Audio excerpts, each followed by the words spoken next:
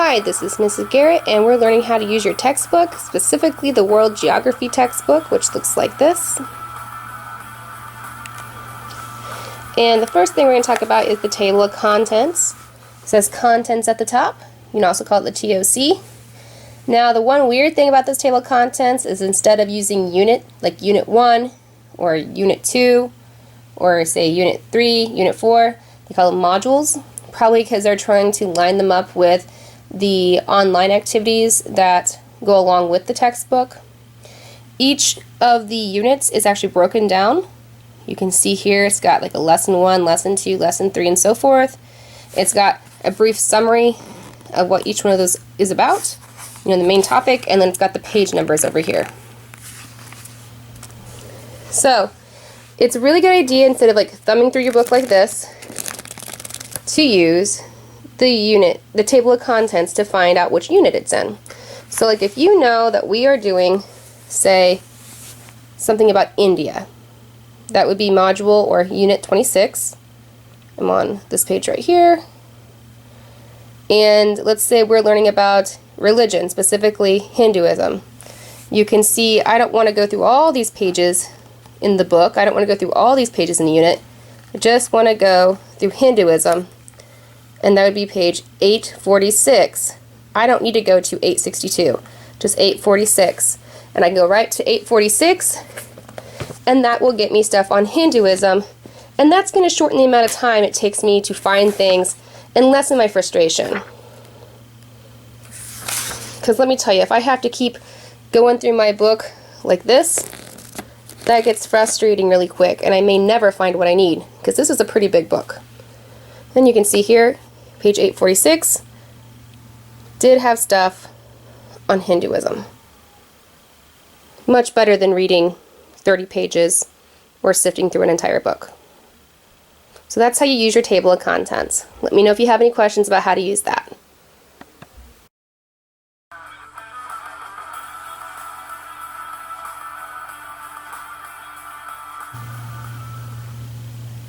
We are talking about how to use your textbook. I'm specifically talking about how your textbook is organized, and we're going to look at page 951.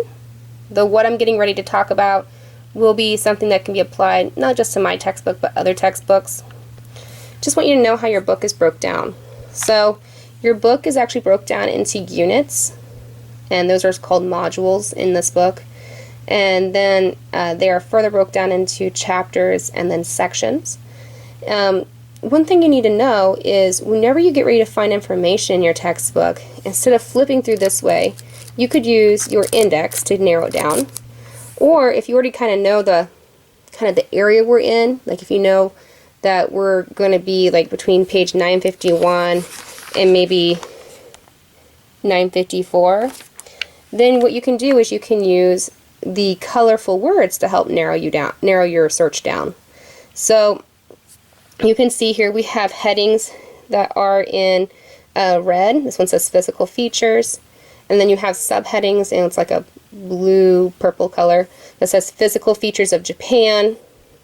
You also have your keywords or terms in a highlighted bold color, highlighted in yellow with the bold black letters.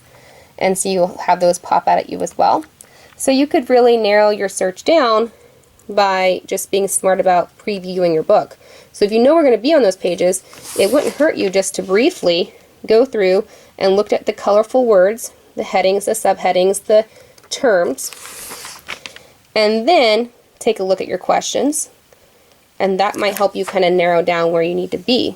Because if we're talking about tsunamis, there's probably not a lot of reason to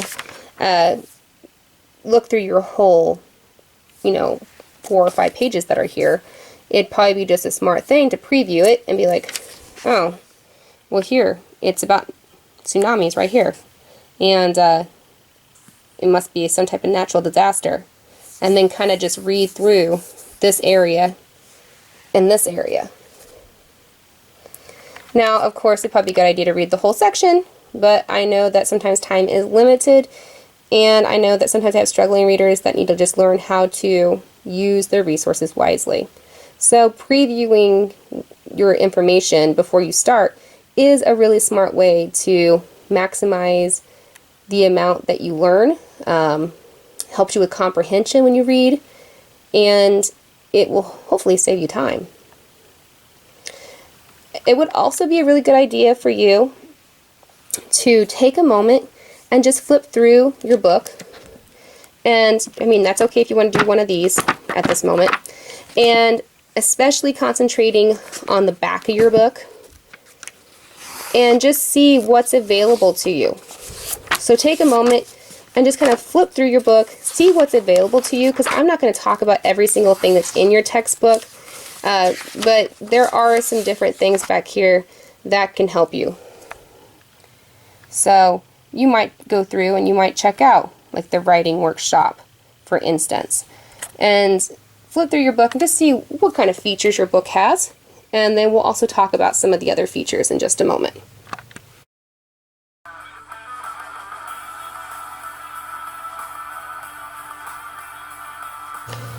So we are talking about how to use your textbook, and I wanted to talk to you a little bit about the maps that you'll see throughout your textbook. So I'm actually on page 980, but really these are just stuck here and there throughout your textbook. And this map's title is at the top, like most maps titles tend to be. And it says Southeast Asia Climate, so this is a thematic map about climate. You can see that it's got its legend here, so I know what my colors and symbols on the map mean. It's also got my scale so I can see distance. So that's a pretty good map overall. It's even got a locator map. I really like that feature this year. The locator map's right here, so I can see that the red is where Southeast Asia is located. So I can kind of picture that in my mind. Hopefully by the end of the year you can kind of picture where these major countries and regions are in your mind. Definitely the continents. And the reason I bring this up is because we will be doing these interpret map questions often. In the past, in previous textbooks, they were called geography skill builder questions. If I accidentally call them that, I apologize. I've been calling them that for a very long time, but now they have switched the name to interpret maps. And that's what you're doing. You're interpreting maps. So be aware that we are going to be doing questions in these boxes called interpret map questions. Be aware that we are going to be doing those because one of our main things we're going to do this year is learn how to use maps.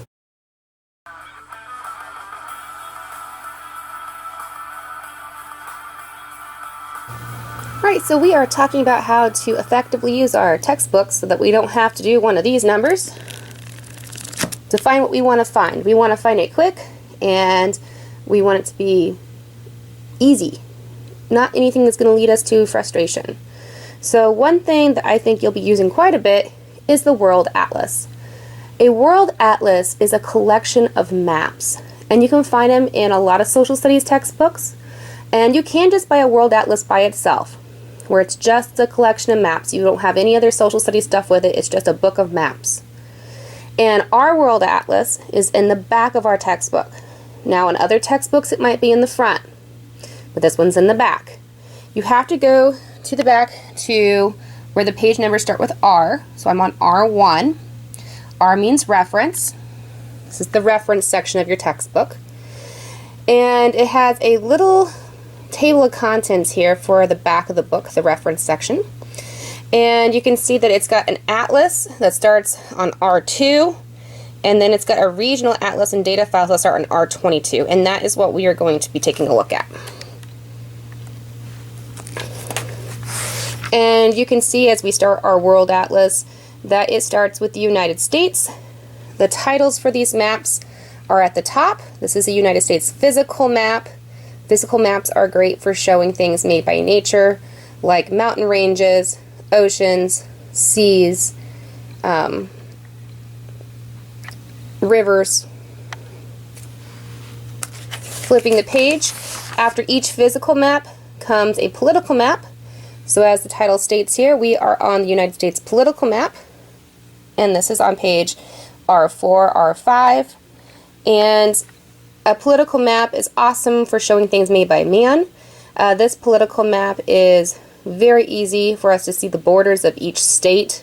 Now typically they'll show you the borders of countries, but since we live in the United States, it's showing us the borders for each state.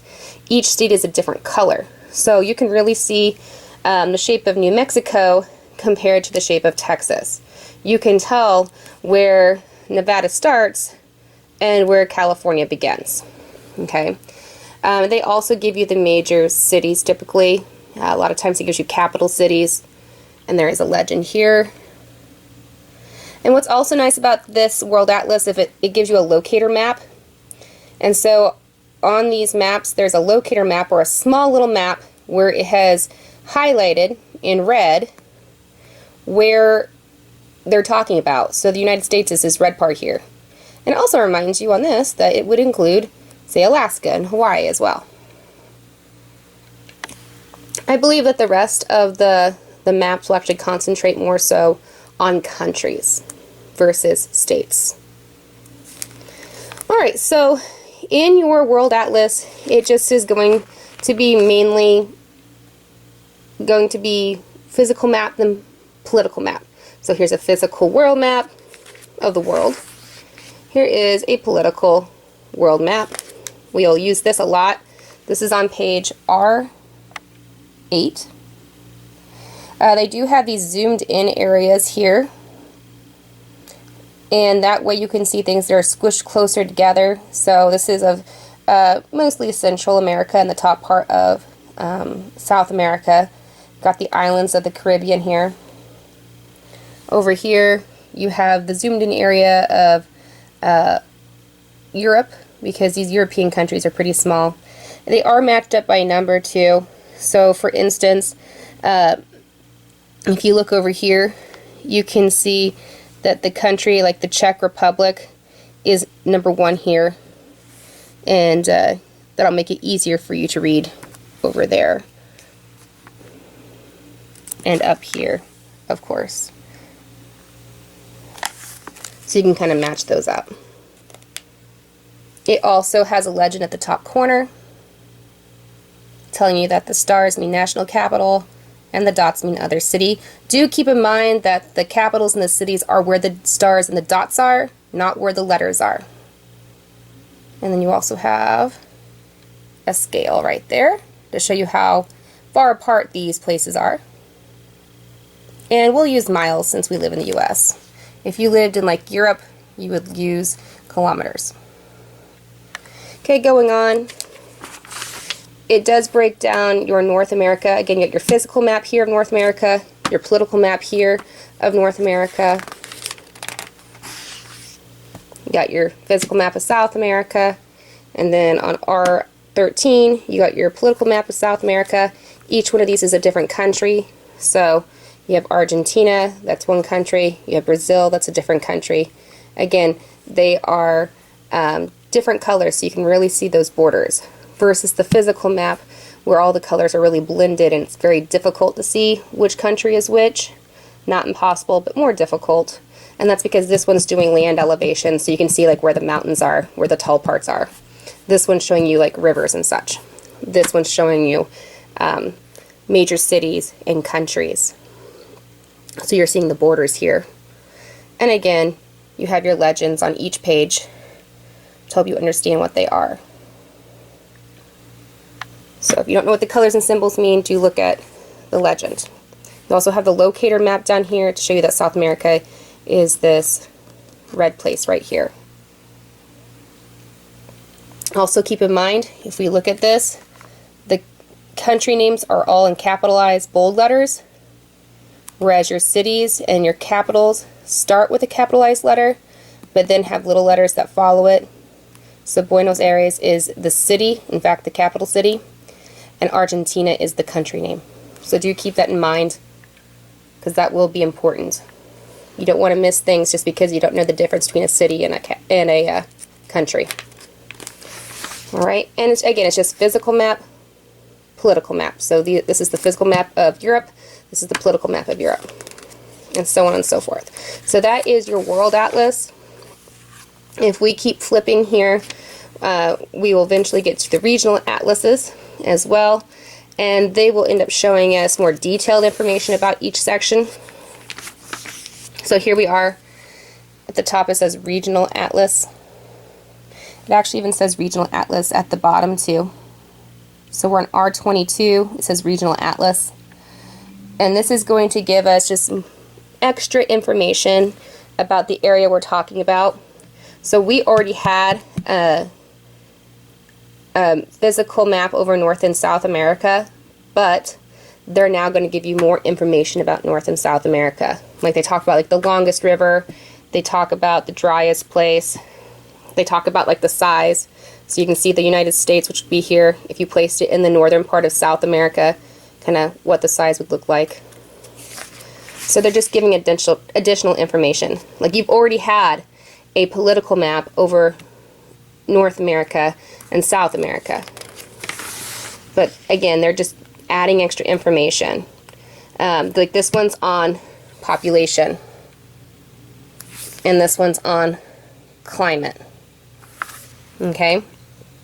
So they are just giving you additional information. They also will follow that up with what's called a data file for that region. You can see here it says Regional Data File. We are on page R28. And it will break down each of the countries. So it'll have the country's name, their flag, the population, the area, and so on. And this should be pretty updated information in 2020 because this is a pretty new book. So for instance, Chile, which is a very American way of pronouncing it, is a country in South America. And it's giving you the country and the capital, it's giving you the flag, it's giving you the population, you know, how big it is, the area, and so on and so forth. And it'll do that for each of the countries. And at the end, it'll talk about the United States so that you can compare it to the other countries, because it's always nice to compare us to other countries to help us better understand what the other countries are like. I like that they added in internet users this time. That's kind of cool. They also talk about life expectancy at birth. Sometimes kids wonder what that is. Life expectancy at birth means how long do people typically live? So, for instance, if we take, let's take Brazil. Okay, there's Brazil. And if we go over here to life expectancy at birth, it says 73.8. So the majority of people will get to be 73 to 74 years old. Okay? That doesn't mean that you won't die at age, 20 in Brazil. That doesn't mean you can't live to age 100 in Brazil. It's just that most people live to be around 73, 74 years old. Comparing that to the United States, okay, if we come over here to life expectancy, it is 79.8, so most people in the U.S. live to be almost 80 years old. Okay. Haiti. Here's Haiti. It's a pretty poor country. The average life for them is 63.8. So most people will live to be 63, 64. And that's a pretty big difference when compared to the United States. So it kind of gives you a little insight. You can make some guesses on why people might live longer or less in each of those countries. Gross domestic product, or GDP, that's talking about how much money the country brings in. And then we do have also, I said, internet users. Okay, and that's per 1,000 people. That's not the grand total of internet users. Like for instance, the United States would have more than 750 internet users.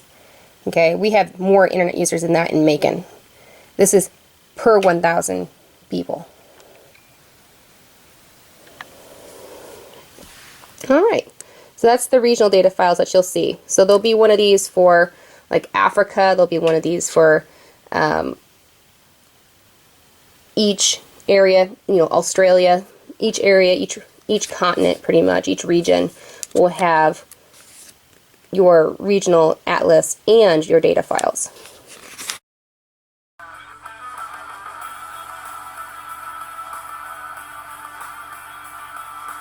We are talking about how to use your textbook, and we are in the back of your textbook. This is after the World and Regional Atlas, and I am on page R68, and as it says at the bottom, I'm in the Gazetteer. Also says it at the top. This is a really neat addition to the new textbook, and again, I'm talking about new because it's 2020, and this is kind of like a dictionary for geography. This is going to have words dealing with different rivers, for instance, maybe major cities. So if we look over here, one river we're going to be talking about this year in 6th grade is the Ganges River, and you can see the Ganges River is there, and it tells you that it is a major river in northern India, and you can see it on page 878. That's pretty cool.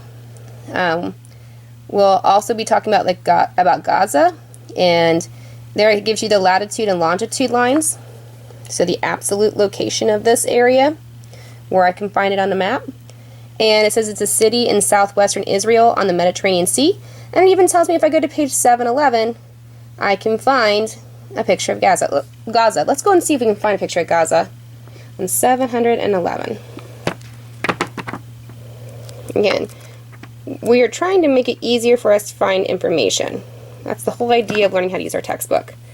Okay, oh, and sure enough, there is stuff about Gaza and the West Bank right here.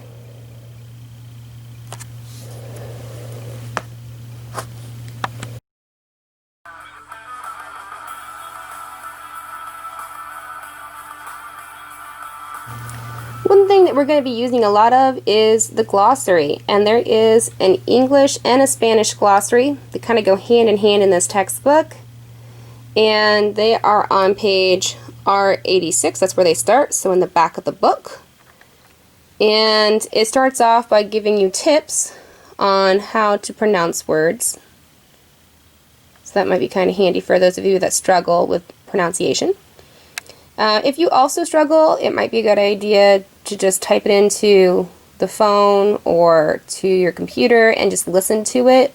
You can usually find clips on YouTube on how to pronounce things, or you can find websites that talk about pronunciation. That's also a good way to do it. Just make sure if you want to do that in class that you ask to use your devices. So a glossary is going to tell you the definition of the word. Okay? And we are going to use the glossary. Please make sure if you are writing words from the glossary that you write full definitions.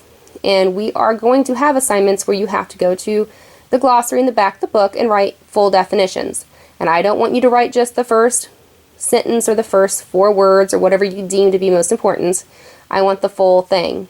So often students leave out really important facts and then they just miss silly points just because they didn't write the last 5 words. So we will not have to worry about that because you can write the whole thing. Because these definitions aren't like 7 sentences long.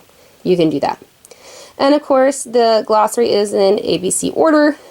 And in this one, what they're going to do is they're going to give you in black the English word, so allies, and then they're going to give it to you in Spanish. Make sure you write the English definition, not the Spanish. Unless Spanish is your first language, in which case you and I will have a discussion about what you need to do. So again, you're going to write the one in black, because the one that is in black is the English, the one in red is in Spanish. Okay? So just remember that as you're writing definitions or as you're reading definitions.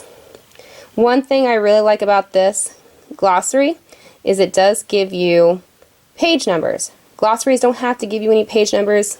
I like that the authors decided to do that. So, if we go down here, we can see the word barter. In English, it's barter. The exchange of one good or service for another. And it says it's on page 173. So, if we go to page 173, we should see things about barter. And in fact, we do. And if you can see here, barter is actually highlighted in yellow.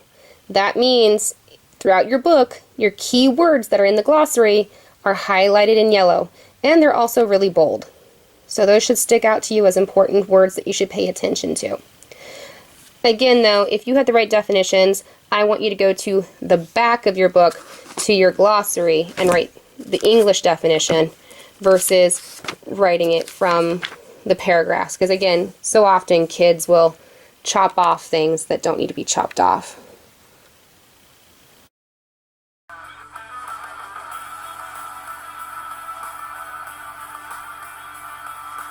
We are learning how to use our textbooks so that we don't have to do one of these flipping motions here, because that's not the best way to do this. And we are looking at our index, which is in the back of our book. We are on page R111, and our index is going to give us page numbers for topics. Your glossary is going to give you definitions. Your glossary will actually give you a page number to help you get more information in case you get stuck. But your index is going to have more topics, and it's just going to give you the page numbers. It will not give you the definition. If you want to know more about the topic, you will have to go to those pages and read about it. Another thing it tells you up here at the top, it's got a key to index. So if you see a C by a page number, that means on that page there's a chart. If you see an F by the page number, that means that if you go to that page, there's a feature on that chart. A feature is kind of like a diagram. If you see an M by that page number, that means there's a map on that page. If you see a P by that page number, that means there's a photo by that page. Okay, so your index is in ABC order. So if I look here, maybe I want to know about Africa, specifically the human beings living in Africa. So I'm in the A's. I'm going to go down till I find Africa. But I am not interested in like just the regions here. I want to know about human beings. So Africa, human beings in. Okay. If I was interested in their trading, I might go here to Africa in global trade. Africa or kingdoms, I might go down here to Africa kingdoms. But I want Africa human beings, so I'll look here. Okay? And when I look here, I can see they've got it divided up. They have like early sites, environmental adaptations, Iron Age, Stone Age, and so forth. Okay? I want to do environmental adaptations. So, if I'm looking for human beings in Africa, their environmental adaptations, that's on 749 to 751. And I see here there's also a feature on page 750. So there should be a diagram of some sort on 750. So there's no F section. That just means feature. So if I flip here to page 750, I can see there is actually a feature dealing with traditional cultures in modern Africa. So that's what it's talking about when it's talking about 750F. Now, if you do not see a word in your glossary and you need a definition for it, or maybe you found the word in your glossary but the definition was just pretty vague and you didn't quite understand it, then you should go to the index and go to these page numbers and read about them. You should do that before really asking for help from a teacher. Like, don't raise your hand and say, Mrs. Garrett, I don't understand the definition, or Mrs. Garrett, I don't see it in the glossary, because I'm probably going to say, have you checked the index? Have you went to those page numbers and read those pages? And usually it's just a paragraph or a page. It's usually not some long drawn out 15-page thing you have to read. Now, if you go to those pages and then you read it and you don't understand, then it's a good time to raise your hand and ask me. Or, like if you're at home, get online and Google it. Get online and see if you can watch some videos about it. Read some information from different websites on it. Go to Google Images. Go to Google Maps. Look up stuff. Take initiative. You're going to have to be in charge of your own learning a little bit. So that's the stuff I would do if I were struggling as a student. especially if I were at home, I would check out the internet after I looked at my textbook. So, your index is a very good tool. It's at the very back of your book, and it's going to give you page numbers for topics, and it's going to have more topics than your glossary. One thing I do want you to understand is that if you are doing a person, like say Christopher Columbus, you have to start with his last name. So, if we look here,